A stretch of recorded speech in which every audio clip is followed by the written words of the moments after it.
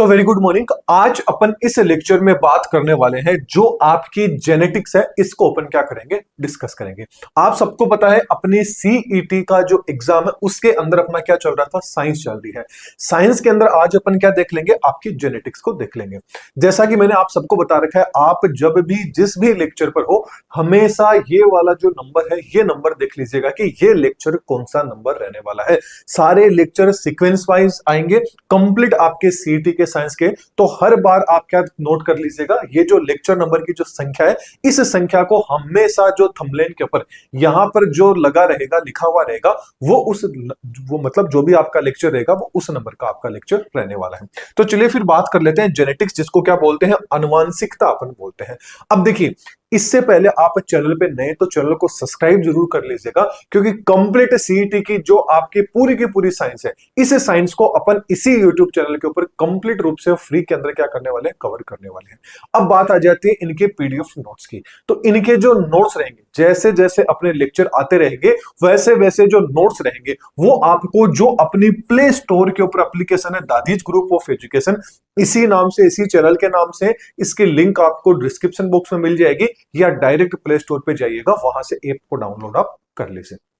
जैसे ही आप ऐप को डाउनलोड करते हैं तो होम पेज के ऊपर ही आपको फ्री नोट्स वाला सेक्शन दिख जाएगा। वहां से आप कंप्लीट सीईटी के जो नोट्स रहेंगे, यहाँ पर जितनी भी क्लासें रहेगी उन क्लास के आपके नोट्स वहां पर आपको देखने को मिल जाएंगे। तो चलिए फिर बात कर लेते हैं अपन जेनेटिक्स की।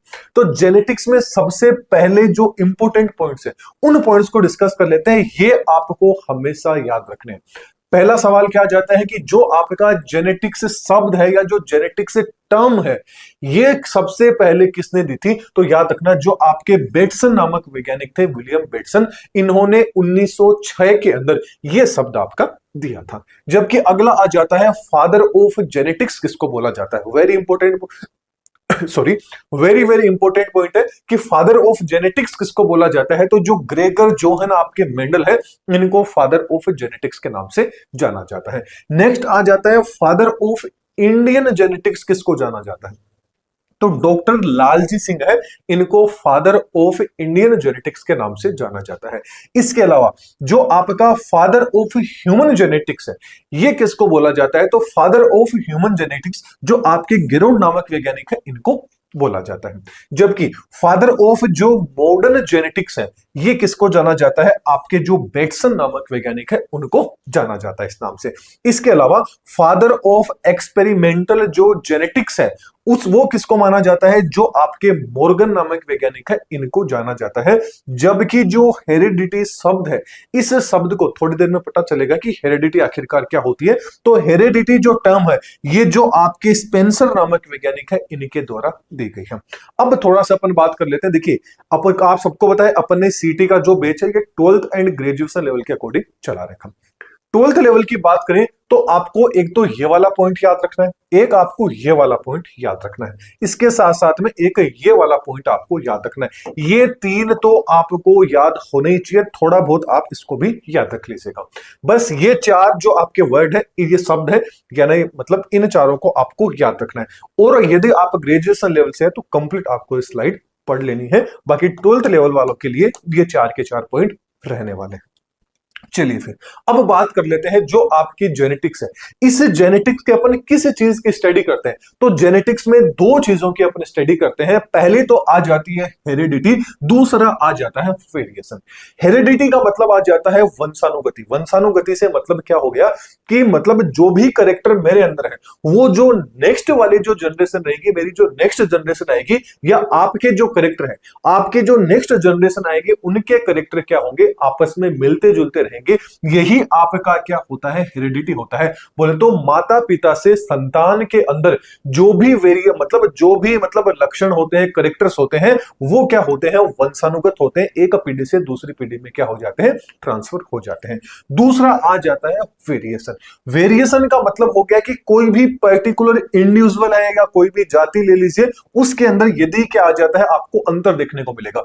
वेरिएशन का मतलब जैसे फॉर एग्जांपल ह्यूमन एक स्पीसीज है, कुत्ते की भी एक स्पीसीज आ गई, बिल्ली की स्पीसीज आ गई, और भी जानवर आ गए, पक्षी वगैरह आ गए, तो इन सब की जो स्पीसीज अलग अलग हुई, मतलब इनमें क्या देखने को मिलता है, वेरिएशन देखने को मिलता है। यही चीज क्या होती है, वेरिएशन। ये वेरिएशन होती है, ये आपकी मतलब सतत रूप से भी हो सकती है, असतत रूप से भी हो सकती है। इतना ज्यादा आपसे नहीं पूछा जाएगा, बस थोड़ा सा आपको पता होना चाहिए, ये आपको एग्जाम में भी नहीं पूछा जाएगा।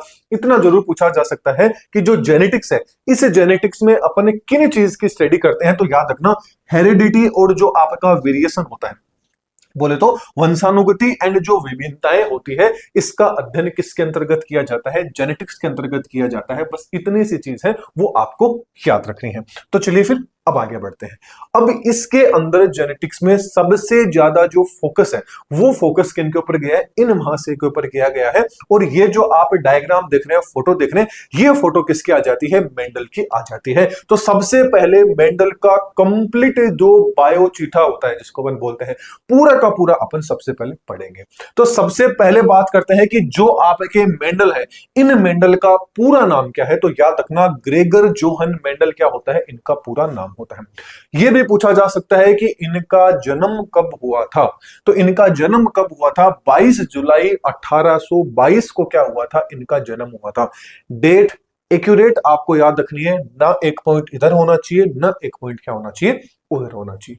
आगे बात कर लेते हैं इनकी मृत्यु।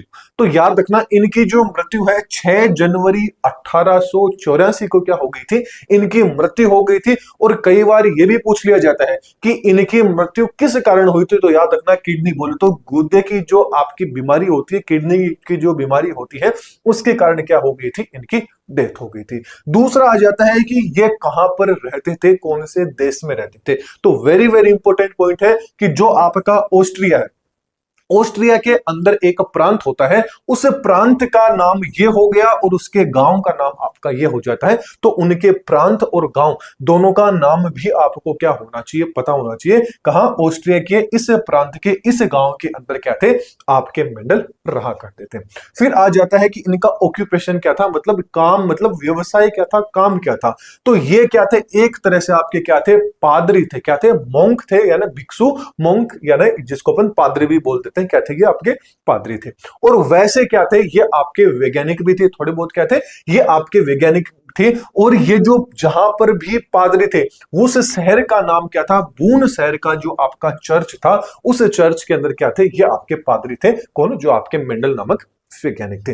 इसके अलावा मेंडल को कौन सी उपाधि दी गई है, कौन सा टाइटल दिया गया है, तो याद रखना फादर ऑफ जेनेटिक्स के नाम का जो टाइटल है, वो किसका है, आपके मेंडल का है। वेरी इंपॉर्टेंट पॉइंट है, ये सारे के सारे आपके पॉइंट आ जाते हैं।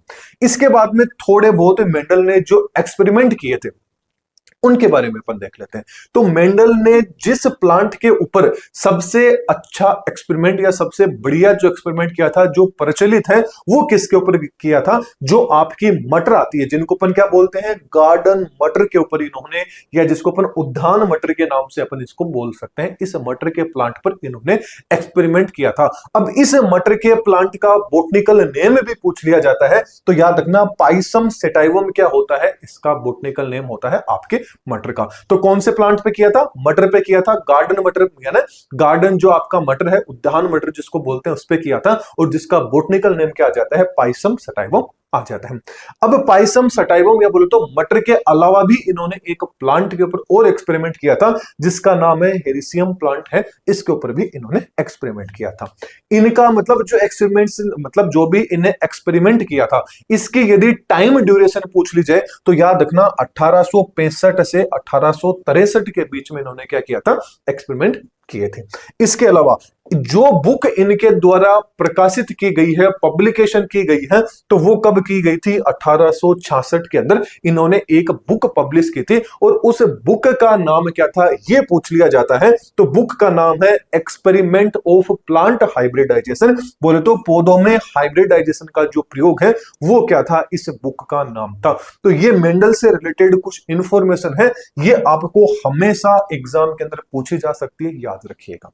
अब चीज ये आ जाती है, अभी अपन ने बात की थी कि मेंडल ने सबसे ज्यादा जो एक्सपेरिमेंट है, वो किस पे किए थे, मटर के ऊपर किए थे। अब सवाल ये आ जाता है कि जो आपका पाइसम सेटाइवम का जो प्लांट है, उद्यान मटर या गार्डन मटर का जो आपका पादप है, प्लांट है, इस प्लांट को ही मेंडल ने आखिरकार क्यों चुना, क्या रीजन थे? तो उसके कुछ रीजन थे। पहली चीज तो ये आसानी से मिल जाती है, मटर आपको आसानी से क्या हो जाती है, मिल जाती है। दूसरा क्या होता है, इसका जो जीवन काल होता है ये काफी ज्यादा छोटा होता है, इसलिए चुना, क्योंकि सीधी सी बात है कि इंसान की एज कितनी होती है, 80 साल, 100 साल से ज्यादा होती है। यदि कोई फसल है उसको उगने के अंदर ही उसमें जो फल लग रहे हैं वो ही यदि 5 साल में एक बार लग रहे हैं तो फिर एक्सपेरिमेंट कैसे होगा? तो कुछ ऐसे मतलब फसल ढूंढी जाए, ऐसा प्लांट ढूंढा जाए जो क्या हो, साल में 1-2 बार क्या कर दे, आपको फल दे दे। तो वो क्या होता है, इनका जीवन काल छोटा होता है मटर का, इसलिए इन्होंने चुना। पहले तो पॉइंट कौन सा था कि इजीली अवेलेबल हो जाता है और साथ में इसका जीवन काल भी छोटा होता है। दूसरा क्या होता है, इसमें क्रॉस पोलिनेशन भी और साथ में सेल्फ पोलिनेशन भी क्या होता है, पॉसिबल होता है। बोले तो ये प्लांट कैसे होते हैं, द्विलिंगी आपके ऐसे प्लांट होते हैं जो आपके मटर होते हैं वो। तो इसलिए जो आपके मेंडल थे इन्होंने इसको चुना था। इसके साथ में इनके अंदर जो करेक्टर्स होते हैं वो साफ साफ अलग रूप से आप उनको क्या है, पहचान सकते हैं। और साथ में इनके अंदर शुद्ध जो वंशावली होती है वो आपको इनके अंदर देखने को मिल जाती है। ये कुछ 5 रीजन थे। इन रीजन के कारण जो आपके मेंडल थे उन्होंने मटर का प्लांट चुना था। तो ये रीजन आपको पता होने चाहिए। नोट्स का मैंने आप सबको बता रखा है, प्ले स्टोर पे जो एप्लीकेशन है उसके ऊपर आपको नोट्स मिल जाएंगे, लिंक आपको डिस्क्रिप्शन बॉक्स के अंदर मिल जाएगी, या डायरेक्ट प्ले स्टोर पे भी आप जा सकते हैं। अब चीज ये आ जाती है कि मेंडल ने क्या है कि जो आपका मटर का प्लांट लिए थे उसके अंदर टोटल कितने करेक्टर लिए थे, 7 करेक्टर। पहली चीज तो ये याद रखनी है कि कितने करेक्टर लिए थे, ये जो 7 है थैलाफोरी रीजन, इसको आपको क्या है, याद रखना है। चलिए अब आगे पढ़ लेते हैं कि ये सातों के सातों करेक्टर कौन से थे। ये सातों के सातों जो आपके थाला है, इन सारे के सारे थालाओं को अपन देख लेते हैं। तो नंबर फर्स्ट आ जाता है, इन्होंने पौधे की क्या ली थी, सबसे पहले तो ऊंचाई। पहला करेक्टर, या ये चीज याद रखिएगा, ये एग्जाम में क्वेश्चन आ जाता है कि मेंडल ने अपने एक्सपेरिमेंट के अंदर कितने करेक्टर, मतलब लिए कितने जो करेक्टर थे प्लांट के वो इंक्लूड किए थे। तो याद रखना कितने किए थे, थाला किए थे, 7 किए थे। अब 7 कौन से किए थे, इसमें सबसे पहला तो आ जाता है ऊंचाई। पहला करेक्टर कौन सा आ जाता है, हाइट का आ जाता है, ऊंचाई का। मतलब एक प्लांट तो इन्होंने क्या लिया, लंबा लिया, एक क्या ले लिया, बोना ले लिया। मटर का ही एक तो क्या ले लिया, लंबा ले लिया, एक क्या ले लिया, बोना ले लिया। हमेशा याद रखना यहां पर जो लिखे हैं सारे के सारे क्या होते हैं, डोमिनेंट होते हैं, प्रभावी होते हैं, रिसेसिव। अब देखिए ये दोनों के दोनों वर्ड है, इनमें बताने की, एक्सप्लेन करने की भी जरूरत नहीं, आपको पता चल गया होगा। प्रभावी, अप्रभावी। प्रभावी का मतलब हो जाता है कि कोई क्या करता है, अपना प्रभाव शो कर देता है। वो किस में आ जाते हैं, वो कैरेक्टर कौन से आ जाते हैं, प्रभावी। मतलब कोई आपके मतलब फैमिली के अंदर देख लीजिए, फैमिली के अंदर सबसे ज्यादा किसकी चलती है, यदि आपके दादाजी है तो दादाजी की चलेगी, और पिताजी है तो पिताजी की चलेगी। तो जो प्रभावशाली व्यक्ति होता है हमेशा घर में उसी की चलती है। जो अप्रभावी रिसेसिव होते हैं वो आप और हम होते हैं, जिनकी बिल्कुल भी घर में नहीं चलती है। तो घर में किसकी चलेगी, जो आपके डोमिनेंट होंगे। तो ये सारे के सारे करेक्टर क्या होते हैं, डोमिनेंट होते हैं, और ये सारे के सारे करेक्टर क्या होते हैं, आपके रिसेसिव होते हैं। तो पहली चीज, जो प्लांट की लंबाई होती है वो हमेशा क्या रहेगी, डोमिनेंट रहेगी, और अप्रभावी कौन सा रहेगा, रिसेसिव कौन सा रहेगा, प्लांट का जो बोनापन होगा, ड्वार्फ होगा, वो रहेगा। दूसरी आ जाती है, इन्होंने बीज का क्या लिया था, आकार लिया था। एक तो इन्होंने ले लिया गोल आकार, एक इन्होंने ले लिया विंकल, बोले तो झुर्रीदार। तो जो गोल है ये हमेशा डोमिनेंट होगा, झुर्रीदार विंकल है ये हमेशा कैसा होगा, रिसेसिव, बोले तो अप्रभावी होगा। फिर इन्होंने लिया सीड का कलर, बोले तो बीज का जो कलर था वो कलर लिया। तो एक तो इन्होंने पीला कलर लिया, एक इन्होंने कैसा लिया, हरा कलर लिया। जो आपका पीला कलर है ये डोमिनेंट रहेगा, जो हरा कलर है ये आपका कौन सा रहेगा, रिसेसिव रहेगा। अगला आ जाता है, फिर इन्होंने जो फली थी, यानी पोड, फली को क्या बोलते हैं, पोड बोलते हैं। तो फली का क्या लिया, इन्होंने आकार लिया। यदि फली है, इनफ्लेंट है, बोले तो फूली हुई है, तो वो क्या होगी, डोमिनेंट है। और वो कंस्ट्रक्टेड है या बोले तो संकुचित है, तो वो कैसी होती है, आपकी रिसेसिव होती है। अगला आ जाता है पोड का कलर। तो कलर यदि हरा है पोड का, तो वो क्या होगा, डोमिनेंट होगा। और यदि पोड का कलर पीला है तो वो कैसा होगा, आपका रिसेसिव होगा। अगला आ जाता है, जो फ्लावर होता है, पुष्प होता है, उसका कलर लिया। यदि पुष्प का कलर बैंगनी है, वोलेट है, तो वो क्या होगा, डोमिनेंट होगा। यदि वो आपका सफेद है तो वो वो कैसा होगा, आपका रिसेसिव होगा। ठीक ऐसे ही यदि फ्लावर की जो पोजीशन है, यदि वो अक्सियल यानी अक्षीय कंडीशन पे है, अक्षीय जगह है, तब तो वो क्या होगा, डोमिनेंट होगा। यदि वो अंतिम बोले तो टर्मिनल या जिसको क्रक्सस्थ अपन बोलते हैं उस जगह पर है, तो वो क्या होगा, आपका रिसेसिव होगा। तो ये कुछ 7 आपके जो कैरेक्टर्स हैं ये आपके मेंडल ने लिए थे। इन 7 कैरेक्टर्स के बारे में पता होना चाहिए, या ये तो पता ही होना चाहिए कि कितने कैरेक्टर्स लिए थे मेंडल ने, 7 आपके कैरेक्टर लिए थे। ये स्लाइड वेरी वेरी इंपॉर्टेंट है, इस स्लाइड को आपको बिल्कुल भी मिस नहीं करना है, ना ही इसको स्किप करना है। अब आपने देखा होगा आपके सिलेबस में दे रखा है कि मेंडल की कुछ शब्दावली थी, यानी कुछ इंपॉर्टेंट ऐसी टर्म्स थी, उन टर्म्स का पूरी के पूरी जेनेटिक्स में यूज किया गया है, उन सारी टर्म्स को देखिए। तो कुछ आपकी 15-16 टर्म्स है, इन सारी टर्म्स का मतलब आपको पता होना चाहिए। यहां से क्वेश्चन 100% देखने को मिलेगा। अब ये 2 से 3 स्लाइड आएगी, वेरी वेरी इंपॉर्टेंट है, एकदम फोकस के साथ में इनको आपको मीनिंग समझ लेना है। मैं 100% कहता हूं, यहां पर जैसे ही मैं आपको समझाऊंगा ना, आपको कहीं दोबारा पढ़ने की जरूरत ही नहीं पड़ेगी। नाम आते ही आपको अपने आप दिमाग में आ जाएगा कि इसका मतलब ये होता है। तो सबसे पहले तो बस एक चीज तो आपको ये याद रखनी है कि जो जीन होता है, इस जीन को यूनिट ऑफ हेरिडिटी बोला जाता है। ये लाइन तो आपको याद ही रखनी पड़ेगी कि जो आनुवांशिकता की इकाई है, ये किसको बोला जाता है, आपके जीन को बोला जाता है। किसको बोला जाता है, जीन को। और ये जो जीन शब्द है, ये शब्द किसने दिया था, ये पूछ लिया जाए तो जॉनसन नामक वैज्ञानिक थे, इनके द्वारा जीन शब्द दिया गया है। अगला आ जाता है एलील क्या होता है। तो एलील क्या होता है कि जो आपके जीन होते हैं उनके वैकल्पिक रूप होते हैं। मतलब ये जो आपका जीन होगा, इस जीन का अल्टरनेटिव जो फॉर्म होगी वो कौन होंगे, आपके एलील होंगे। जबकि लोकस की बात करें तो लोकस के ऊपर जो आपके जीन प्रेजेंट होंगे उनको क्या बोला जाता है, मतलब क्रोमोसोम के ऊपर आपके जो जीन प्रेजेंट होते हैं उनको क्या बोला जाता है, लोकस बोला जाता है। तो याद रखना कि जो आपके क्रोमोसोम रहेंगे, क्रोमोसोम के ऊपर क्या प्रेजेंट रहेंगे, जीन प्रेजेंट रहेंगे, और उनको वहां पर क्या बोला जाएगा, लोकस बोला जाएगा। फिर आ जाता है जीनोटाइप, एक आ जाता है फिनोटाइप। अब देखिए जीनोटाइप फिनोटाइप, इन दोनों में क्या अंतर होता है। तो याद रखना, फिनोटाइप का मतलब होता है लक्षण प्रारूप से, जीनोटाइप का मतलब होता है जीन प्रारूप से। लक्षण प्रारूप मतलब ऐसी चीज जिसको बाहर से आप करेक्टर उसके देख के पहचान सकते हैं। जैसे मेरे जो करेक्टर आपके सामने आ गए कि भाई मेरे करेक्टर क्या है, मतलब मेरे को देख के क्या पहचानोगे, 2 कान है, 2 हाथ है, थोड़ा बहुत बोल सकते हैं, ये चीज बोल सकते हैं, इधर उधर घूम लेते हैं। तो मतलब ऐसे करेक्टर जिनको आप बाहर से देख के पहचान लेते हैं, वो तो किस में आ जाते हैं, फिनोटाइप में आते हैं। और फिनोटाइप को क्या बोला जाता है, लक्षण प्रारूप बोला जाता है। फिर आ जाता है जीनोटाइप। जीनोटाइप का मतलब हो गया कि मेरे अंदर के जीन, अब मेरे अंदर तो आप झांक के देख नहीं सकते, तो ऐसे करेक्टर्स जो क्या होंगे, जीन के अंदर होंगे, उन करेक्टर्स को क्या बोला जाता है, जीनोटाइप के नाम से जाना जाता है। बोले तो जीन प्रारूप के नाम से जाना जाता है। तो जीनोटाइप क्या होता है, फिनोटाइप क्या होता है, इन दोनों में अंतर आपको पता चल गया होगा। अगला आ जाता है होमोजाइगस, एक आ जाता है हेटेरोजाइगस। देखिए होमो का मतलब क्या होता है, हमेशा याद रखना, होमो का मतलब क्या होता है, सेम। हेटेरो का मतलब क्या होता है, असमान, मतलब अलग अलग। यानी होमोजाइगस को तो बोला जाता है समयुग्मनजी, एंड जो हेटेरोजाइगस है इनको बोला जाता है विषम युग्मनजी। समयुग्मनजी, सम मतलब क्या होता है, समान, यानी युग्मक कैसे होंगे, सेम होंगे, वो क्या कहलाएंगे, होमोजाइगस। मतलब दोनों एलील क्या होंगे, आपके समान होंगे, वो तो क्या कहलाते हैं, होमोजाइगस।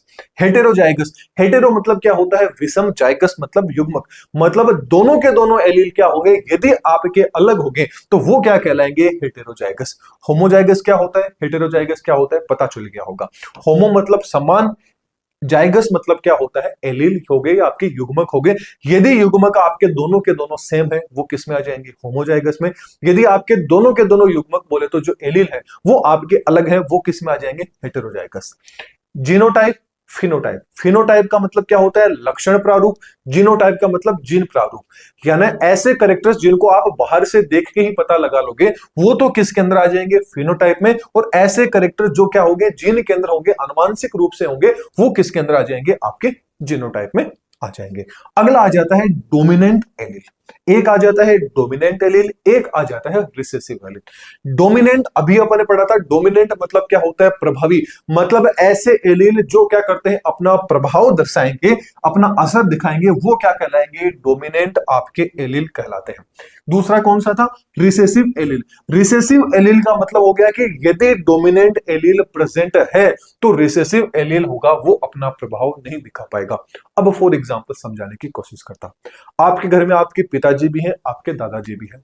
अब फॉर एग्जांपल मान लीजिए कि आपके दादाजी प्रेजेंट टाइम में क्या है, घर के अंदर है, तो आपके पिताजी की बिल्कुल भी नहीं चलेगी, मतलब वहां पर आपके दादाजी तो क्या हो गए, डोमिनेंट हो गए, आपके पिताजी क्या हो गए, रिसेसिव। दोनों एक ही जगह पे हैं।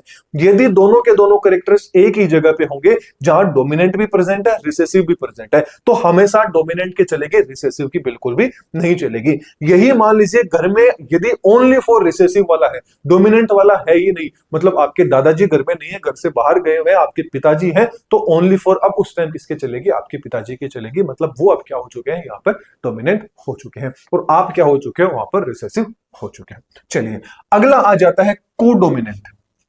कोडोमिनेंट का मतलब होता है, को डोमिनेंट का मतलब दोनों एलील क्या होते हैं, बराबर एक्सप्रेस होते हैं। दोनों एलील का मतलब, अब मान लीजिए आपके दादाजी और क्या है, दो भाई है। कितने भाई है, दो भाई है। तो आपके इन दादाजी की भी चलेगी, इनकी भी चलेगी, मतलब दोनों दादाओं के बराबर चलेगी। या मान लीजिए आपकी दादी भी है तो दादा की भी चलेगी और दादी की भी चलेगी, मतलब वो आपका क्या होता है, को डोमिनेंट कहलाता है। को का मतलब क्या होता है, एक होता है ना, ये मेरा को पार्टनर है, मतलब ये एक तरह से मेरा सहयोगी है। तो इस तरह से यहां पर क्या होंगे, दोनों के दोनों एलील आपके क्या होते हैं, बराबर एक्सप्रेस होते हैं। अगला आ जाता है इनकम्प्लीट डोमिनेंस। इनकम्प्लीट डोमिनेंस का मतलब हो गया कि जो मैंने आपको बताया था ना, कि मतलब डोमिनेंट का मतलब क्या होता है, जो प्रभावी होता है। इनकम्प्लीट मतलब ऐसा कि जिसका प्रभाव बिल्कुल भी नहीं चल रहा, आधा अधूरा क्या चल रहा है, उसका प्रभाव चल रहा है, वो क्या होता है, इनकम्प्लीट डोमिनेंट होता है। बोले तो इंटरमीडिएट फिनोटाइप वाला क्या होता है, आपका इनकम्प्लीट डोमिनेंस होता है। थोड़ी देर में ये सारी के सारे जो वर्ड आए एक बार फिर से आएंगे तो आपको और अच्छे से आइडिया हो जाएगा। एक आ जाता है मोनोहाइब्रिड क्रॉस, एक आ जाता है डाई हाइब्रिड क्रॉस। मोनो का मतलब होता है एक, हाइब्रिड मतलब क्या आ गया, संकरण आ गया।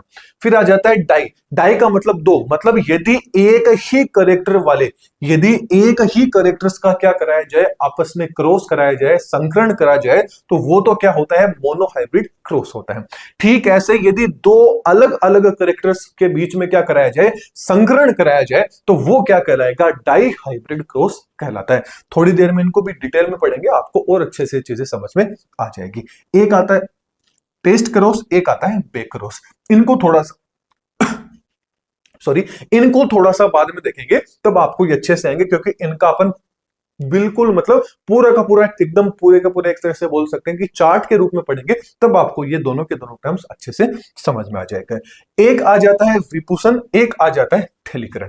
देखिए विपुंसन का मतलब क्या होता है, स्वपरागण, यानी जो सेल्फ पोलिनेशन होता है, सेल्फ पोलिनेशन को रोकने के लिए जो फूल होते हैं, उन फूलों से नर प्रजनन अंग होते हैं, या बोले तो पुंकेसर या जो परागकोष होते हैं, उनको हटाने की जो प्रोसेस होती है, प्रक्रिया होती है, उस प्रक्रिया को क्या बोला जाता है, विपुंसन नाम से जाना जाता है। एक आ जाता है बेगिंग, जिसको थैलीकरण बोलते हैं। थैलीकरण का मतलब हो जाता है यदि पुष्प को क्या कर दिया जाए, थैली से ढक दिया जाए, ताकि क्या हो, वो परागकण मतलब उनके जो परागण होते हैं उससे उनको रोका जा सके।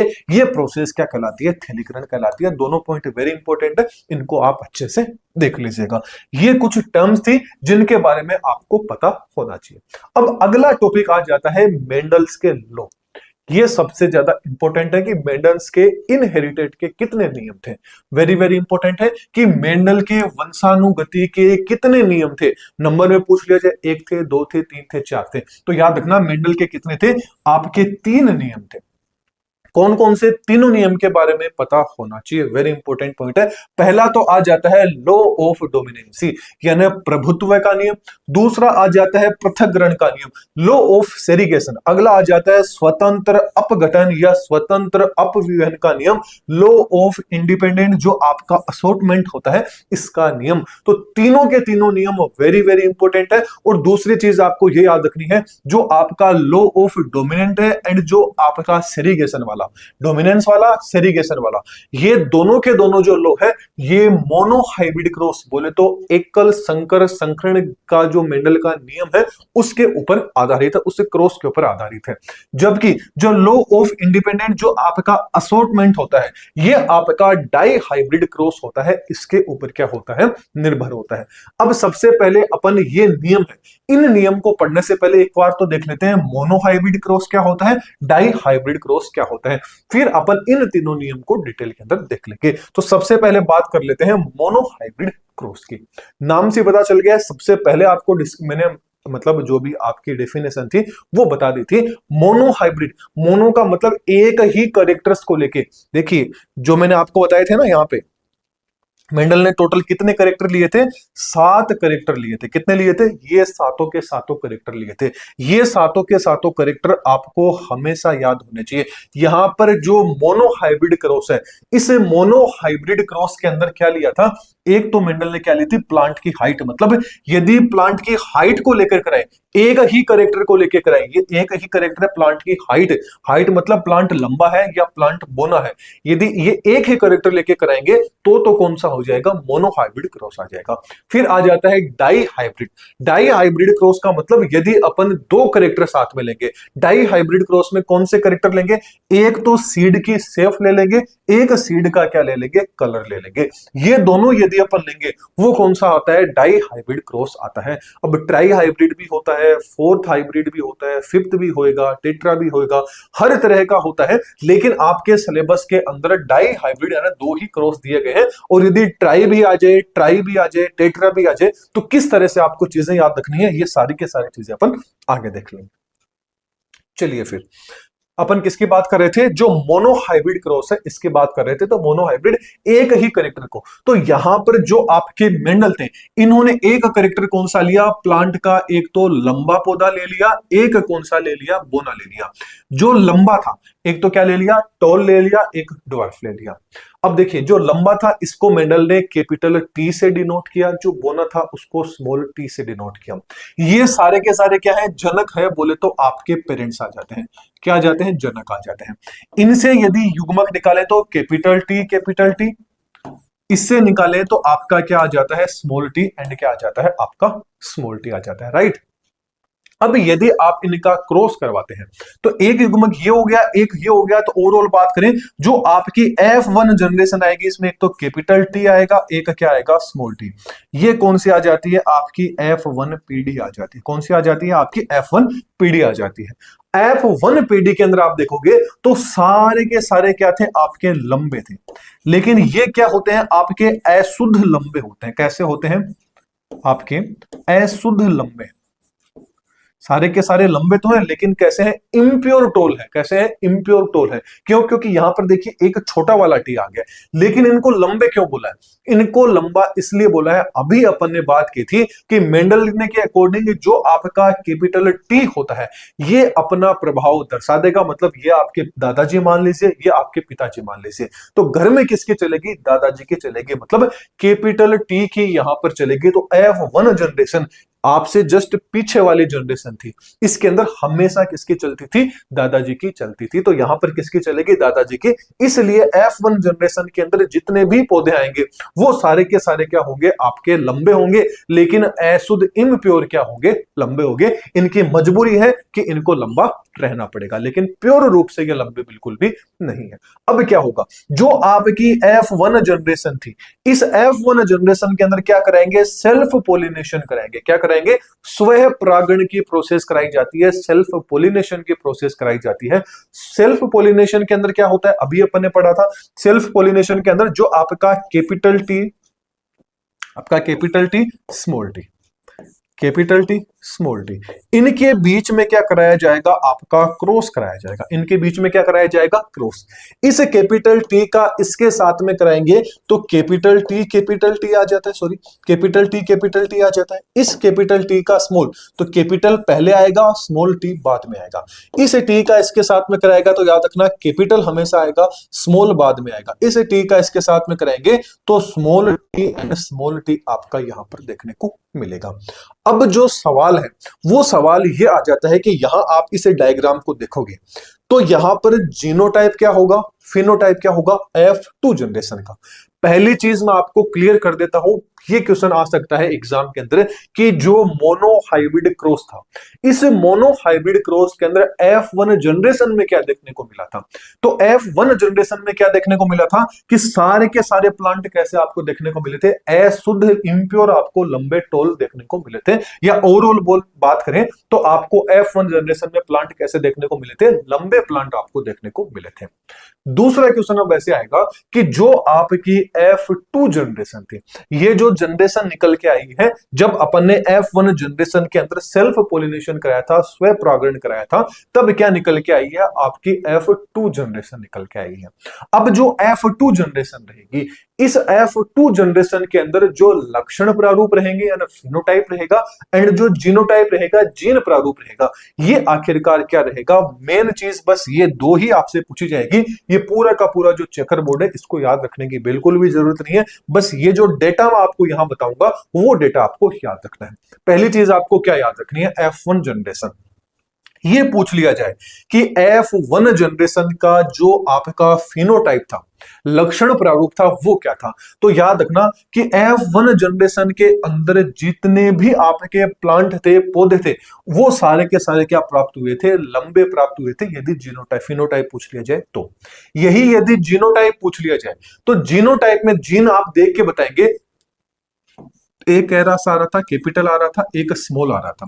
यदि आप इसको बाहर से देखोगे, बाहर से यदि आप इसको दूर से देखोगे तो ये आपको क्या देखने को मिलेंगे, सारे के सारे आपको लंबे देखने को मिलेंगे। क्यों? क्योंकि ये यहां पर टी है, ये यहां पर क्या है, डोमिनेंट है। लेकिन अब आप इसके अंदर जाके देखोगे तो इसके अंदर घुस के देखोगे तो ये तो आपका क्या है, बड़ा है, ये आपका क्या है, छोटा। आपको अंदर घुस के देखोगे तो पता चलेगा, मतलब ये लंबा तो है लेकिन कंप्लीट रूप से लंबा नहीं है, ये आपका अशुद्ध लंबा है। बोले तो आपका हेटेरोजाइगस टोल है, कैसा है, विषम युग्मनजी आपका लंबा होता है। बोले तो एक कैपिटल टी, स्मॉल टी, दोनों के दोनों आपको साथ में देखने को मिलेंगे। ये आई थी आपकी F1 जनरेशन, ये चीज आपको याद रखनी है।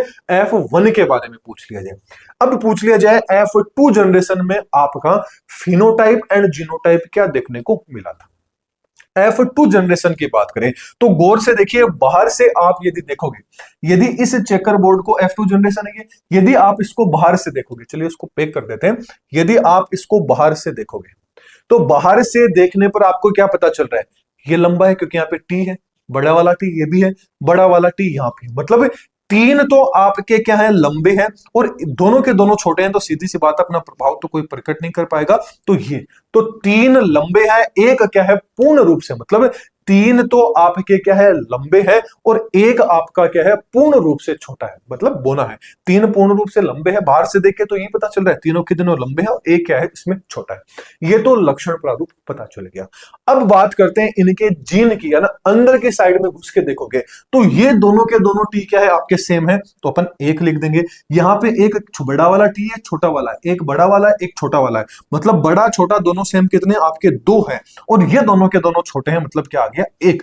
जब अपन ने इसके अंदर घुस के देखा, इसके जीन को देखे, तो क्या रेशियो निकल के आया, 1:2:1 आपका निकल के आता है। मतलब अब आपको ये चीज याद रखनी है, F2 जनरेशन के अंदर जो लक्षण प्रारूप थे, फिनोटाइप था, वो तो 3:1 आया था, जबकि जो जीन प्रारूप था वो आपका कैसा आया था, 1:2:1, जिसके अंदर से एक तो क्या थे, दोनों के दोनों बड़े वाले टी, दो क्या थे आपके, एक बड़ा टी था, एक छोटा टी था, और एक ही आपका क्या था, दोनों के दोनों जिसमें छोटे के छोटे टी थे। तो ये आपको हमेशा याद रखना है, लक्षण प्रारूप क्या आए थे एंड जीन प्रारूप क्या आए थे, एफ यानी मोनोहाइब्रिड क्रॉस में F2 जनरेशन के अकॉर्डिंग। चलिए अब एक छोटा सा क्वेश्चन अपन यहां पर करते हैं कि एग्जाम में किस तरह के क्वेश्चन आ सकते हैं। तो एग्जाम में क्वेश्चन आ सकता है कि एक अशुद्ध लंबा जो बोना पौधा होता है, यानी सॉरी, एक शुद्ध जो लंबा पौधा होता है, उसका संकरण यदि आप बोने पौधे से करवाएंगे तो उससे कितने % जो पौधे हैं वो आपको बोने देखने को मिलेंगे। यहां पे क्वेश्चन को फिर से पढ़ लीजिए कि एक अशुद्ध जो आपका लंबा पौधा है, इस अशुद्ध लंबे पौधे के अंदर आपको कितने परसेंट रहेंगे जो आपको क्या देखने को मिलेंगे, बोने आपको देखने को मिलेंगे। तो चलिए ये चीज अपन देखने की कोशिश करते हैं। क्या अपन ने देखा है शुद्ध प्रकार का क्या है, लंबा, यानी शुद्ध मतलब कैपिटल टी, आपका कैपिटल टी आ जाता है। दूसरा क्या आ जाता है, आपका बोना पौधा है। बोने को किसे डिनोट करते हैं, small T, and small T से अपन क्या करते हैं, डिनोट करते हैं। अब कितने परसेंट पौधे हैं ये यहां पर बोने रहेंगे, तो चलिए इसका अपन क्रॉस करके देखते हैं। क्रॉस करके देखें तो देखिए इस टी का क्रॉस यदि इस टी से कराएंगे तो कैपिटल टी आ जाएगा, स्मॉल टी आ जाएगा। इस टी का इस वाले टी के साथ में क्रॉस कराएंगे तो कैपिटल टी आ जाएगा, स्मॉल टी आ जाएगा, राइट। इस वाले टी का यदि अपन इस वाले टी के साथ में कराएंगे तो यहां पर भी सेम वही आ जाएगा, कैपिटल टी आ जाएगा, स्मॉल टी आ जाएगा। इसका इसके साथ में कराएंगे, कैपिटल टी आ गया, स्मॉल टी आ गया। अब यदि आप गौर से देखोगे तो अपन ने क्या देखा था कि टी हमेशा क्या होता है, प्रभावी होता है, डोमिनेंट होता है, जो अपना प्रभाव प्रकट करता है। मतलब ये वाला भी आपका लंबा है, ये वाला भी लंबा है, ये वाला भी लंबा है, ये वाला भी आपका लंबा है चाहे आपके हेटेरोजाइगस बोले तो आपके अशुद्ध प्रकार से लंबे, लेकिन एक्चुअल में लंबे तो है ना। क्वेश्चन में क्या पूछा है कि इनका संकरण एक बार कराएंगे, उसके बाद में कितने परसेंट आपको बोने देखने को मिलेंगे। तो बोने आपको यहां में से कितने परसेंट देखने को मिल रहे हैं, सारे के सारे लंबे हैं, मतलब बोने कितने हैं, यहां पर 0% है। तो ऑप्शन नंबर बी आपका क्या आ जाता है, राइट आंसर आ जाता है। इस तरह के क्वेश्चन एग्जाम में आ सकते हैं। अब चलिए एक ऑप्शन मैं आपको क्वेश्चन देता हूं, आप घर से कीजिएगा। यहां पर और आंसर है, यदि आपको पता चल जाए तो कमेंट बॉक्स में भी आप ड्रॉप कर दीजिएगा। देखिए यहां पर अशुद्ध मतलब शुद्ध लंबे की जगह पर यहां पे क्या कर देते हैं, अशुद्ध, क्या कर देते हैं, अशुद्ध कर देते हैं। यदि एक अशुद्ध लंबे पौधे का संकरण यदि अपन बोने पौधे से कराएंगे तो कितने परसेंट पौधे होंगे वो आपको बोने देखने को मिलेंगे। ठीक है, ऐसा यहाँ पे लंबा कर लेना, यहाँ बोना कर लेना, इस तरह से आप कितने भी प्रकार के क्वेश्चंस कैसे भी घुमा सकते हैं। ये जो अभी क्वेश्चन मैंने आपको दिया है, ये आप मेरे को इसका पूरा का पूरा परसेंट बताइएगा कि कितने बोने पर कितने परसेंट पौधे आपको बोने देखने को मिलेंगे यदि आप अशुद्ध लंबे पौधे के साथ में बोने पौधे का क्या करवाते हैं, क्रॉस करवाते हैं। चलिए फिर अब अगला आ जाता है डाई हाइब्रिड क्रॉस, द्विसंकर संकरण। द्विसंकरण मतलब यहां पर पौधे के दो अलग अलग क्या लेंगे, कैरेक्टर लेंगे। तो मेंडल ने इसके अंदर क्या किया, दो कैरेक्टर कौन से लिए, एक तो इन्होंने क्या ले लिया, गोल और पीला, क्या ले लिया, गोल एंड पीला क्या ले लिया, बीज ले लिया, सीड ले लिया। दूसरा इन्होंने क्या ले लिया, हरा और झुर्रीदार या ना विंकल, क्या ले लिया, बीज ले लिया। ये दो कैरेक्टर इन्होंने लिया। जो गोल था इसको इसको किसे डिनोट कर दिया, capital R, capital R, capital Y, capital Y. जो हरा झुर्रीदार था इसको small r, small y and small y से इन्होंने क्या कर दिया, इसको डिनोट कर दिया। ये आपके क्या आ जाते हैं, पेरेंट आ जाते हैं, बोले तो जनक आ जाते हैं। यदि इनके अपन गेमेट्स निकाल के देखें तो गेमेट्स आप यदि इनके निकाल के देखोगे तो एक आर तो आप यहां से ले लोगे, एक वाई आप यहां से ले लोगे। ठीक ऐसे ही वही चीज आ गई, यहां से छोटा आर ले लोगे, यहां से छोटा वाई ले लोगे। जब आप इनको करवा के देखोगे तो ओवरऑल क्या देखने को मिलेगा, आर आर, आपको कुछ इस तरह का देखने को मिलेगा। ये क्या थी भाई, आपकी F1 जनरेशन थी। ये क्या आई थी, F1 जनरेशन, F1 पीढ़ी। अब F1 पीढ़ी को आप देखोगे तो ठीक वैसे ही है जैसे अपन मोनोहाइब्रिड क्रॉस में कराया था। तो F1 पीढ़ी के अंदर भी क्या होगा, जो आपका कौन सा रहेगा, गोल एंड जो पीले हैं, यही अपना प्रभाव यहां पर क्या करते हैं, शो करते हैं। तो सारे के सारे क्या होंगे, गोल एंड आपके पीले रहेंगे, लेकिन प्योर नहीं रहेंगे, इम्प्योर या बोले तो हेटेरोजाइगस आपके रहेंगे। अशुद्ध प्रकार के गोल एंड पीले आपको देखने को मिलेंगे। लेकिन इसी के अंदर फिर अपन क्या करवाएं, सेल्फ पोलिनेशन करवाते हैं। क्या करवाते हैं, सेल्फ पोलिनेशन, स्वह परागण करवा के देखेंगे तो फिर क्या होगा। तो इनको अब अपन अलग अलग लिखने की कोशिश करते हैं। देखिए ये अलग अलग कैसे आएंगे ये भी मैं बता देता हूं, जैसा कि आप यहां पर देख रहे हैं। इस वाई का इसके साथ में कराएंगे तो क्या आ जाता है, capital R and capital Y आपका आ जाता है। फिर इस आर का इस छोटे वाले वाई के साथ में कराएंगे तो बड़ा वाला आर आ जाता है, छोटा वाला वाई आ जाता है। छोटे वाले आर का बड़े वाले वाई के साथ में कराएंगे तो ये आ जाएगा, और फिर इसका अपन इसके साथ में कराएंगे तो क्या आ जाएगा, ये आपका देखने को मिलता है। तो इस तरह से 1 2 3 4 इनके बीच में क्या करेंगे, सेल्फ कोरिलेशन। सेल्फ का मतलब इनका क्रॉस इन्हीं के साथ में कराएंगे। तो एक साइड में तो यहां ऊपर, तो ऊपर की साइड में ये के ये लिख रही है, और नीचे की साइड में ऐसे के ऐसे लिख रही है। अब ये जो चेकर बोर्ड है, ये चेकर बोर्ड आपको बनाना आना चाहिए। बस यदि देखिए बनाना बस आना चाहिए, ये नहीं कि एग्जाम के अंदर इस तरह से बना बनाया आएगा, आपको बना के आना होगा, बिल्कुल भी नहीं। बस इससे आपको एक आइडिया लग जाएगा। तो जैसे ही अभी तो क्या है कि आप बनाओगे तो काफी ज्यादा टाइम लग जाएगा, लेक्चर जैसे ही कंप्लीट हो जाए तो इस ब्रैकेट को बना के 1 2 बार ट्राई करना एकदम सबसे इजी है। जितना ज्यादा बार आप बनाओगे तो आप देखते, क्योंकि क्वेश्चंस यहां से सबसे ज्यादा आते हैं। कैसे आते हैं वो थोड़ी देर में अपन देखेंगे। अब देखिए इसका इसके साथ में कराएंगे, ये capital R capital Y capital R capital Y, इसका इसके साथ में कराएंगे तो वही आ जाता है capital R capital R capital Y capital Y. इसका इसके साथ में कराएंगे, हमेशा याद रखना अल्फाबेट भी आपने पढ़ा है, कैपिटल पहले आता है, स्मॉल बाद में आएगा, ये चीज आपको याद रखनी है। तो वही आ जाता है capital R small y capital Y capital Y. इसका इसके साथ में कराएंगे तो पहले आर आ गया, फिर इसका छोटा वाला आर आ गया, फिर ये वाला वाई आ गया, फिर ये वाला वाई आ गया। इसका इसके साथ में कराएंगे, ये आ जाता है, इसका इसके साथ में कराएंगे। तो इस तरह से आप इनको करवा के देख लेना, इनको आप करवा के देख लेना, तो आपको अच्छे से समझ में आ जाएगा। यदि फिर भी आपको लगता है कि नहीं सर हमसे ऐसा नहीं हो पाएगा, तो चलिए कोई बात नहीं, 2 4 मिनट लगेगी, अपन इसको करने की कोशिश ही कर लेते हैं। देखिए इसको करने की अपन कोई बात नहीं, 2 4 मिनट एक्स्ट्रा लग जाएगी। यदि आपको लगे कि आपको समझ में आ गया है तो आप इसको स्किप करके आगे बढ़ सकते हैं, लेकिन अपन बाकी लोगों के लिए कर लेते हैं। देखिए तो अपन ने यहां पर क्या लिया था, सबसे पहले कैपिटल आर कैपिटल वाई, जो अपन को 4 प्राप्त हुए थे। देखिए क्या प्राप्त हुआ था, कैपिटल आर प्राप्त हुआ था, कैपिटल वाई इसके अकॉर्डिंग देख लेते हैं। कैपिटल आर था कैपिटल वाई, तो यहां पे भी कैपिटल आर कैपिटल वाई अपन ले लेते हैं। फिर अपन ले लेते हैं ये वाला, छोटा वाला आर है बड़ा वाला वाई है। फिर ऊपर देखें तो यहां बड़ा वाला वाई है, छोटा वाला आर है, एंड कौन सा है, छोटा वाला वाई है। फिर कौन सा आ जाता है, छोटा ही आर आ जाता है, और आपका कौन सा आ जाता है, छोटे वाला ही क्या आ जाता है, यहाँ पर वाई आ जाता है। सेम ये की ये चीज यहाँ पर आ जाएगी, तो छोटा वाला आर बड़े वाला वाई ये आ जाता है, और इसके बाद में ये आ जाता है, राइट। यही क्या दिया हुआ है आपके वहां पर दिया है। अब चलिए इनको करने की कोशिश करते हैं कैसे होंगे। देखिए इसका क्रॉस इसके साथ में कराएंगे तो आर हमेशा पहले आएगा। तो चलिए कलर थोड़ा सा चेंज कर लेते हैं।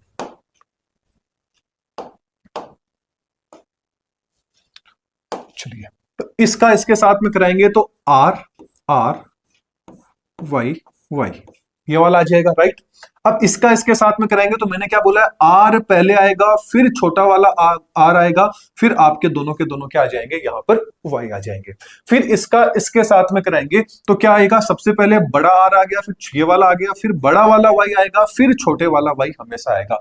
इसका इसके साथ में कराएंगे तो पहले बड़ा आर आ गया, फिर ये छोटा वाला आर आ गया, फिर ये बड़ा वाला वाई आ गया, फिर ये छोटे वाला क्या आ जाता है, आपका वाई आ जाता है। इसका इसके साथ में तो पहले हमेशा बड़ा आएगा तो बड़ा आर आ गया, फिर छोटा आर, फिर आपका बड़ा वाला वाई, फिर बड़ा वाला वाई। फिर इसका इसके साथ में करेंगे तो पहले छोटे आर आ गए, फिर बड़ा वाला वाई आ गया, फिर वापस से बड़ा वाला वाई आ गया। इसका इसके साथ में पहले छोटा आर आ गया, सॉरी बड़ा आर आ गया, फिर छोटा आर आ गया, फिर बड़े वाला वाई आ गया, फिर आपके छोटे वाला वाई। इसका इसके साथ में तो दोनों के दोनों आपके छोटे हैं, ये आपका यहां पर बड़े वाला पहले है, फिर छोटे वाला ये वाला बाद में आ जाएगा।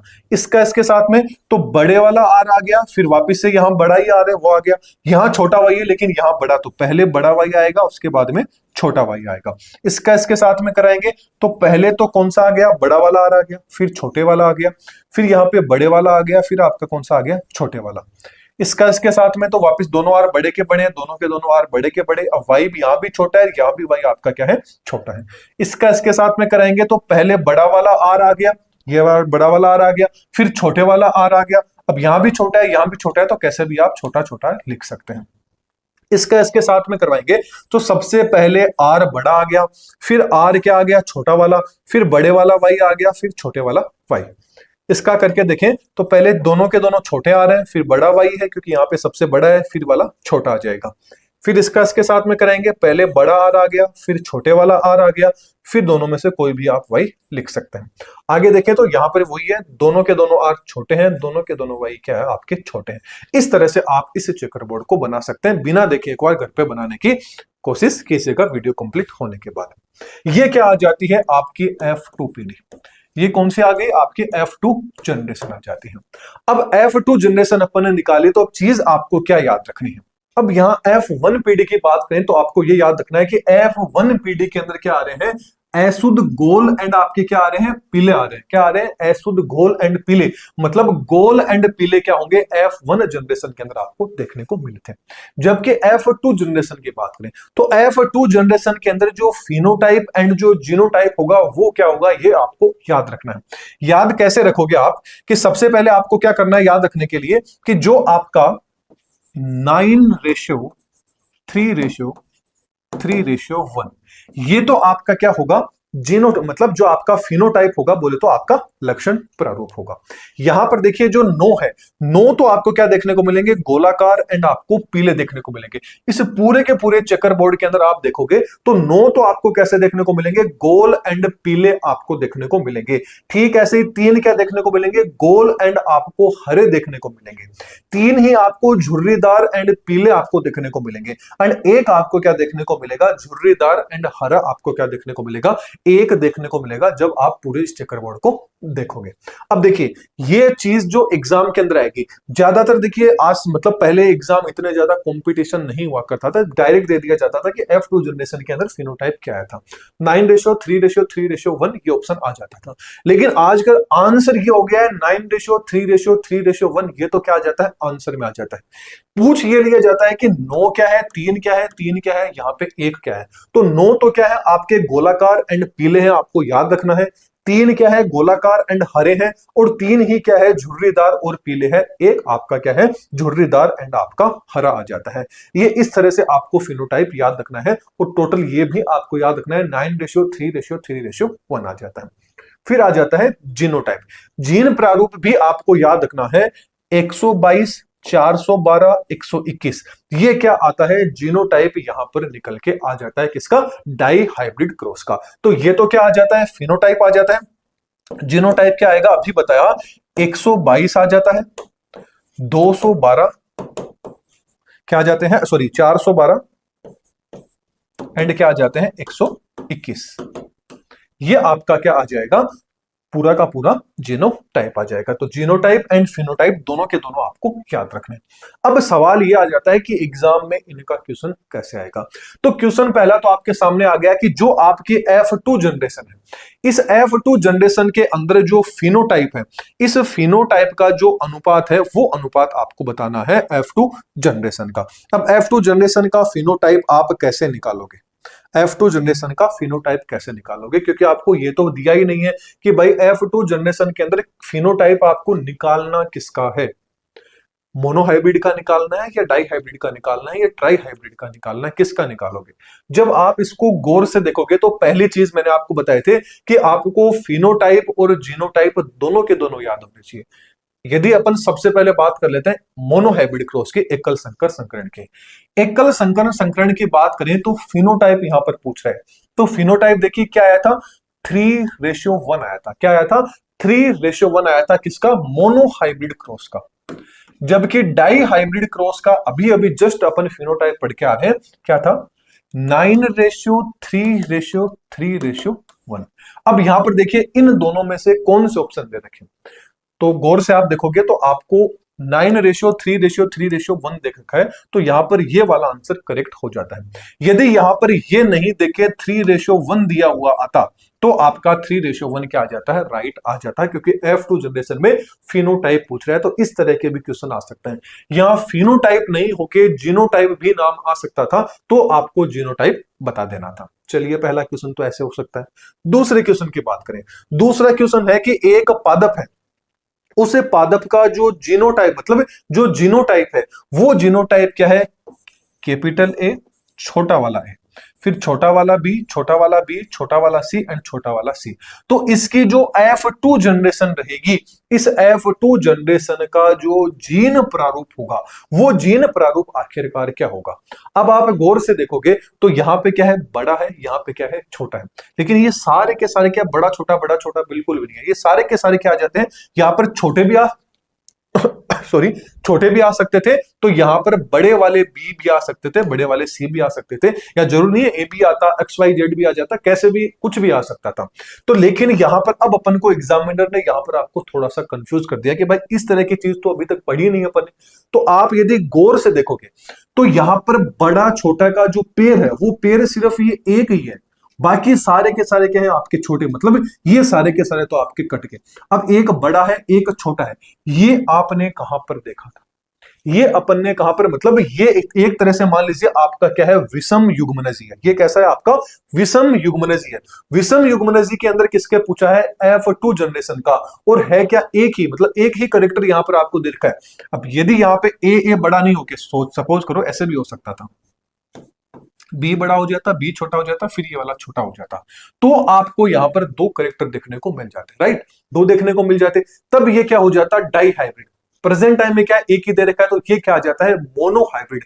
अब मोनो हाइब्रिड के अंदर जो F2 जनरेशन है, इस F2 जनरेशन का यहां पर क्या पूछ लिया है, जीनोटाइप पूछ लिया है, जीन प्रारूप। तो F2 जनरेशन के अंदर क्या आ रहा था, 1:2:1, यानी 121 ही तो आ रहा था। तो देखिए 121 किस में आ रहा है, ये रहा 121 इसमें आ गया। तो ऑप्शन नंबर ए यहां पर आपका क्या आ जाता है, राइट आंसर आ जाता है। चलिए दो क्वेश्चन और करने की कोशिश करें। पहला तो ये आ जाता है कि एक पादप है जिसका जीनोटाइप क्या है, बड़े वाला ए है, बड़े वाला सी है, छोटे वाला सी है। दूसरा जो क्वेश्चन है, इसके अंदर एक में बड़ा ए छोटा है, बड़ा बी छोटा बी, बड़ा सी छोटा सी। अब गौर से देखोगे तो अभी तो अपन ने क्या पढ़ा था, जिसके अंदर एक ही ए बड़ा था, मतलब अपन ने मोनो हाइब्रिड क्रॉस देख लिया था। ये कौन सा आ गया, गौर से देखोगे तो डाई हाइब्रिड क्रॉस आ गया। मतलब एक पादप है जिसका जीनोटाइप आपको दे रखा है, मतलब ये कैसा है, डाई हाइब्रिड क्रॉस है। अब इसकी F2 जनरेशन का लक्षण प्रारूप आपको बताना है।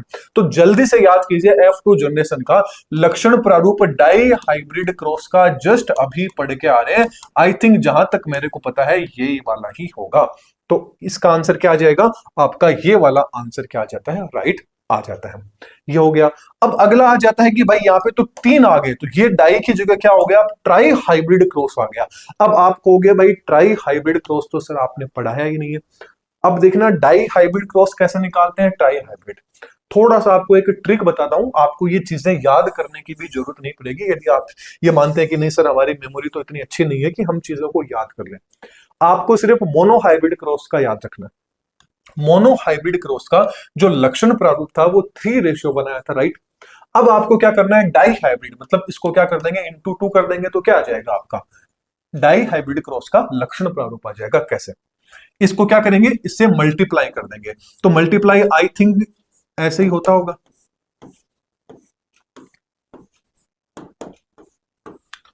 ये क्या हो गया, मल्टीप्लाई यानी इंटू हो गया। इसका गुणा किससे कर दिया, इसके साथ में कर दिया, तो ये क्या आ गए आपके, इंटू हो गया। इसका इसके साथ में कराएंगे तो कितना आ गया, 3 और 3 कितने आ गए आपके, 9 आ गए। गुणा करवाएंगे तो रेशियो लगा देंगे, इसका इसके साथ में कराएंगे तो क्या आ गया, 3 आ गया। इस एक का इसके साथ में करेंगे तो 3 आ गया, इसका इसके साथ में करेंगे तो 1। 9:3:3:1, ये क्या आ जाता है आपके डाई हाइब्रिड क्रॉस का लक्षण प्रारूप आ जाता है। अब ठीक ऐसे ही अपन ट्राई हाइब्रिड करें, तो डाई हाइब्रिड तक तो अपन पहुंच ही चुके हैं। ट्राई हाइब्रिड में क्या कर देंगे, वापिस से 3:1 कर देंगे। या तो ऐसे कर सकते हैं, या क्या कर देंगे, 3:1 इंटू 3:1। यदि आप ये करके आते हैं, इस तरह से भी इंटू कर सकते हैं, या आप ऐसे भी इंटू कर सकते हैं, क्योंकि डाई तक तो अपन निकाल चुके हैं। एक और कर देंगे तो क्या आ जाएगा, ट्राई। अब इसको इसके साथ में क्या करा के दे दीजिए, इंटू करा के दे दीजिए, तो आपका क्या निकल के आएगा, आपका निकल के कौन सा आएगा, ये वाला निकल के आएगा। एक बार आप करने की कोशिश कीजिएगा, नहीं होता है तो मैं आपको कमेंट बॉक्स में बता दूंगा। यदि आपका जवाब आता है कि सर हमसे नहीं हुआ तो फिर मैं आपको पूरा डिटेल में बता दूंगा। इसका आंसर क्या आ जाएगा, आपका ऑप्शन नंबर बी क्या आ जाता है, राइट आंसर आ जाता है। इसका आप ट्राई हाइब्रिड क्रॉस इसके साथ में करके देखेगा तो ये वाला जो रिजल्ट है ये आपको देखने को मिल जाएगा। इसी तरीके से यदि 4 हाइब्रिड आ जाता तो आप क्या कर लेते, यहां पर 3:1 और लगा देते। इस तरह से 4 हाइब्रिड क्रॉस भी आप कर सकते हैं। तो एग्जाम में कितने भी आ जाए, बस ये आपको जो डाई हाइब्रिड क्रॉस है इसका याद रखना है। देखिए ये तो अपन ने लक्षण प्रारूप कर ली, जो आपके जीन प्रारूप थे ना 1:2:1 आया था, यही तो आया था ना आपका मोनो हाइब्रिड क्रॉस में। तो डाई हाइब्रिड क्रॉस में इसको 2 से कर लोगे, ट्राई हाइब्रिड में 3 से इंटू कर दोगे, इसमें 4 से कर दोगे, 4 बार इंटू कर लोगे। इस तरह से आप एक का आपको याद रखना है, सारे आप निकालना चाहो तो निकाल सकते हैं, अदरवाइज ज्यादातर 2 हाइब्रिड क्रॉस तक ही पूछे जाते हैं। लास्ट यदि पूछेगा तो आपको तीसरा हाइब्रिड क्रॉस भी पूछ लेगा, इससे ज्यादा बिल्कुल भी नहीं पूछेगा। तो इनके जीनोटाइप एंड फेनोटाइप आपको याद होने ही चाहिए। अब एक आ जाता है बेक क्रॉस। बेक क्रॉस का मतलब आ गया कि पश्च क्रॉस जिसको अपन बोलते हैं, जिसको क्या बोलते हैं, पश्च क्रॉस या संकर पूर्वज क्रॉस। बेक क्रॉस का मतलब आ गया पीछे का। पीछे का मतलब जो आपने मोनो हाइब्रिड क्रॉस पढ़ा था। मोनो हाइब्रिड क्रॉस के अंदर अपन ने क्या पढ़ा था कि एक तो क्या होता है कैपिटल टी होता है, लंबा होता है, एक क्या होता है छोटा होता है, राइट, ये अपन ने पढ़ा था। फिर इसके अंदर अपन ने जब F1 जनरेशन निकाली थी वो capital T and small T वाली जनरेशन आई थी। ये कौन सी थी, आपकी F1 पीढ़ी, ये आ गई थी आपकी F1 पीढ़ी। अब ये जो आपकी F1 पीढ़ी है, इस F1 पीढ़ी का यदि अपन क्रॉस है इनके पूर्वजों से, मतलब इसका क्रॉस यदि F1 पीढ़ी में इसका क्रॉस यदि अपन इसके साथ में करा देंगे और इसका क्रॉस यदि अपन इसके साथ में करा देंगे तो ये क्या कहलाता है, आपका बेक क्रॉस कहलाता है। बेक का मतलब जस्ट पीछे वाली पीढ़ी से क्रॉस से कराना क्या कहलाता है, बेक क्रॉस कहलाता है। मतलब जो भी आपको नई जनरेशन मिली है उस नई जनरेशन का क्रॉस यदि आप पीछे वाली जनरेशन से करा देंगे तो वो आपका बेक क्रॉस कहलाता है। अब ये जो आपका बेक क्रॉस होता है ये भी आपका 2 प्रकार से होता है, एक तो होता है आउट क्रॉस, एक होता है टेस्ट क्रॉस। अब ये आउट क्रॉस क्या होता है, टेस्ट क्रॉस क्या होता है। आउट क्रॉस की बात करें तो हमेशा याद रखना F1 पीढ़ी का जो क्रॉस है यदि अपन लंबे पौधों के साथ में करा दें, कहने लंबे पौधे या बोले तो प्रभावी जो पौधे होते हैं उनके साथ में करवा दें, तब तो वो कौन सा आ जाता है, आउट क्रॉस कहलाता है। ठीक ऐसे ही यदि F1 पीढ़ी जो प्राप्त हुई है उनका क्रॉस यदि अपन बोने या बोले तो अप्रभावी पौधों से करा दें तो वो क्या कहलाता है, टेस्ट क्रॉस आपका कहलाएगा। बस इतनी सी ही चीज है, ये चीज आपको याद रखनी है कि आउट क्रॉस क्या होता है एंड आपका टेस्ट क्रॉस क्या होता है एंड बेक क्रॉस क्या होता है। तीनों के तीनों क्रॉस आपको पता होने चाहिए। यहां तक तो हो गया आपके 12th लेवल का। यदि ग्रेजुएशन लेवल में बात करें तो एक स्टेप आगे आ जाती है, इनको आपका क्रॉस कराना है और क्रॉस कराने के बाद में जो फिनोटाइप है एंड जो जीनोटाइप है वो आपको पता होना चाहिए। बस इनके संख्या आपको पता होनी चाहिए। फिनोटाइप तो इसमें क्या आएगा, सारे के सारे लंबे रहेंगे, और जीनोटाइप क्या आएगा, 50:50 आ जाएगा, और वैसे निकाले तो 1:1 आपका आ जाता है। जबकि जो आपका टेस्ट क्रॉस था, इस टेस्ट क्रॉस को कराएं तो इसके अंदर फिनोटाइप एंड जीनोटाइप दोनों के दोनों क्या आते हैं, 1:1 है, वो आपको देखने को मिल जाते हैं। बस इतनी सी चीज आपको याद रखनी है ग्रेजुएशन लेवल के लिए। चलिए अब बात कर लेते हैं मेंडल के जो तीनों नियम थे उनको फिर से। स्टार्टिंग पॉइंट अपना यही था कि मेंडल के तीनों नियम देख रहे थे, जिसमें डोमिनेंट का आ गया, सेरिगेशन का आ गया, इंडिपेंडेंट जो आपका असॉर्टमेंट है इसका आ गया। इनके अंदर ये दोनों के दोनों तो क्या होते हैं, मोनो हाइब्रिड क्रॉस पे होते हैं, ये डाई हाइब्रिड। तो monohybrid and dihybrid में आपको डिफरेंस है वो पता चल गया होगा। अब अपन बात कर लेते हैं आपका लॉ ऑफ डोमिनेंस यानी प्रभुत्व का नियम। पहली चीज तो आपको यह पता होना चाहिए कि लॉ ऑफ डोमिनेंस होता है ये मोनो हाइब्रिड क्रॉस के ऊपर ही क्या होता है, आधारित होता है। लॉ ऑफ डोमिनेंस, डोमिनेंस का मतलब हो गया कि मोनो हाइब्रिड क्रॉस पे कैसे अपन ने क्या कराया, पौधे की लंबाई को लिया, या अपन मोनो हाइब्रिड क्रॉस में पौधे की लंबाई को ले लिया और यहां से एक गेमेट ये निकल के आया था, ये वाला निकल के आया था, इन दोनों का क्रॉस कराया था तो कैपिटल टी स्मॉल टी आया था। और जो F1 पीढ़ी आई थी उसमें ये सारे के सारे लंबे थे, मतलब ये जो टी था इस टी ने ही क्या कर दिया था, अपना प्रभाव इफेक्ट कर दिया था। मतलब यहां पर कैपिटल टी क्या होता है, डोमिनेंट होता है, इसीलिए इसको क्या बोलते हैं, law of dominant. Law of dominant के अंदर क्या आ जाता है, F1 पीढ़ी के अंदर जो भी अपन को एलील युग्मक मिले वो क्या करते हैं, अपना प्रभाव प्रकट कर लेते हैं। यही क्या कहलाता है, लो ऑफ डोमिनेंट कहलाता है। फिर आता है लो ऑफ सेग्रीगेशन। अब चलिए इससे पहले ये भी देख लेते हैं कि लो ऑफ डोमिनेंट है, इसके कुछ अपवाद है। इसके मेनली दो अपवाद आ जाता है। एक तो कौन सा आ जाता है, इनकम्प्लीट डोमिनेंसी, एक आ जाता है को डोमिनेंसी। इन दोनों में डिफरेंस क्या होता है, ज्यादातर यही एग्जाम के अंदर पूछा जाता है। इनकम्प्लीट डोमिनेंसी, पहले तो यह पता होना चाहिए कि इनकम्प्लीट डोमिनेंसी है, इसके बारे में कार्ल कॉलिन्स नामक वैज्ञानिक है, इन्होंने इसको एक्सप्लेन किया था।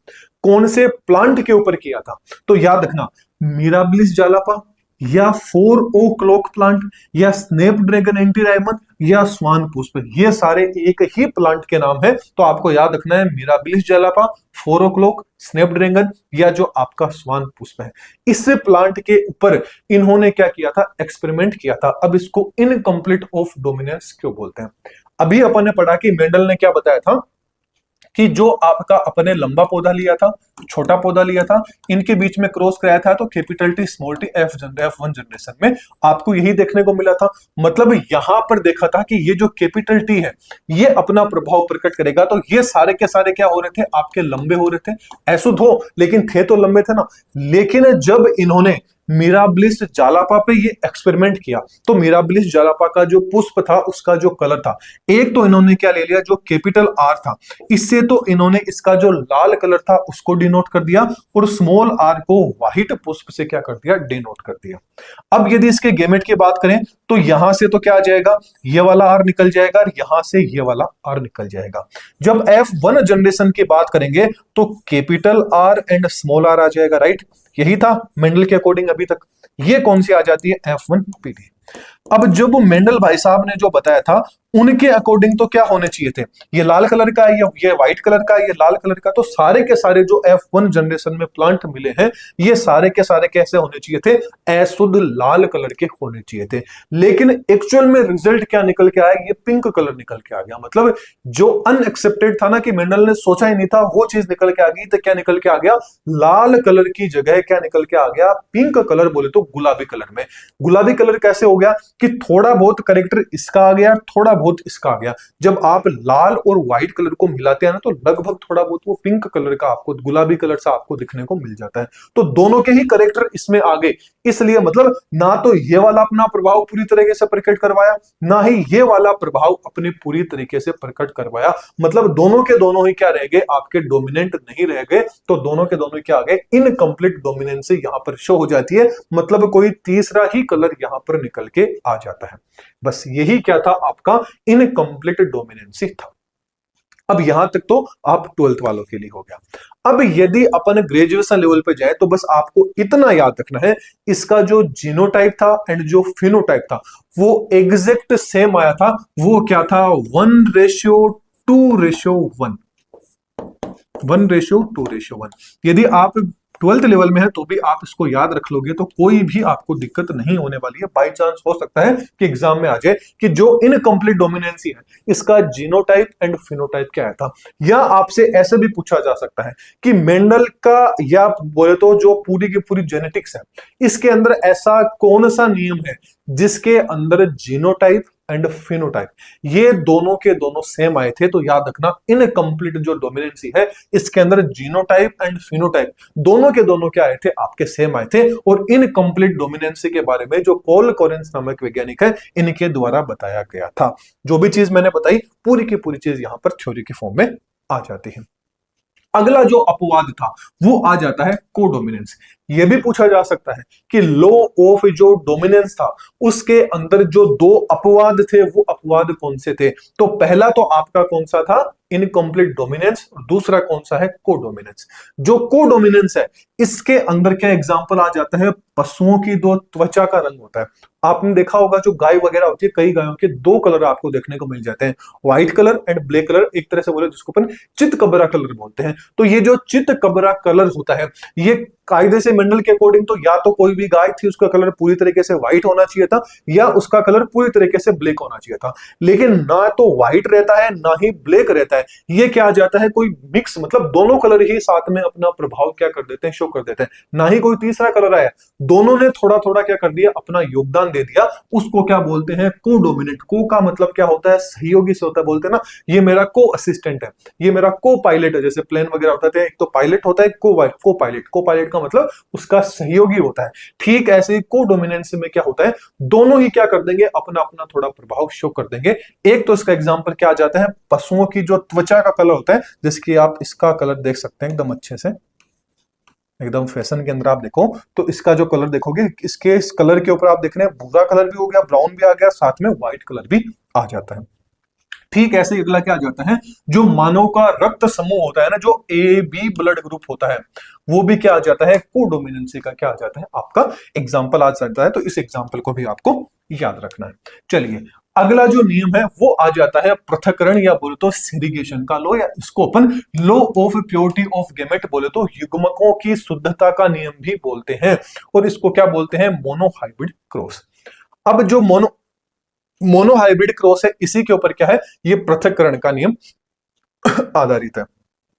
कैसे आधारित है, जैसे कि अपन ने बात किया था कि मेंडल ने बताया था capital T small T, F1 generation थी उसके अंदर capital T and small T आए थे, लेकिन जैसे ही अपन F2 के अंदर पहुंच जाते हैं तो फिनोटाइप क्या आया था, 3:1 आया था, जीनोटाइप 1:2 आपका 1 आया था।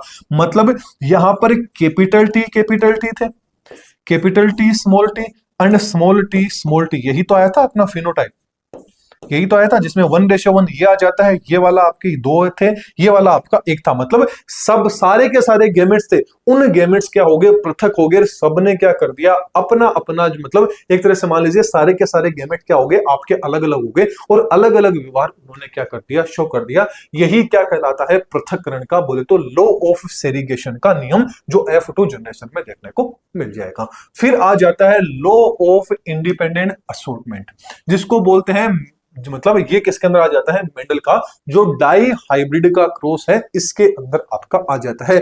यहां पर सब के सब क्या करेंगे, स्वतंत्र रूप से क्या करते हैं, अपना अपना जो प्रभाव है वो अपना शो करते हैं F2 जनरेशन में।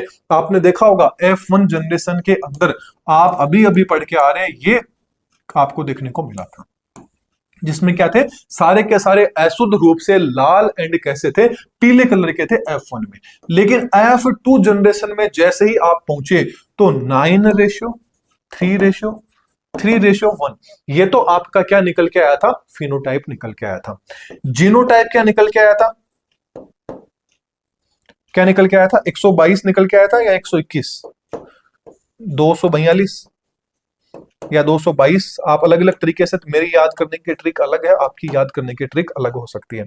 मेरी याद करने की ट्रिक ये वाली है, टोटल आप इनका करोगे तो याद रखना इसका भी 16 होगा और इसका भी 16 होगा, तो सबकी ट्रिक है वो याद करने की अलग होती है, बस आपको पता होना चाहिए नंबर है, ये आगे पीछे हो सकते हैं, यहाँ 222 हो गया था, 212 हो गए थे, 121 हो गए थे, बस मैंने इस तरह से याद रखना है, 121, 422, 442, 121 तरीके से।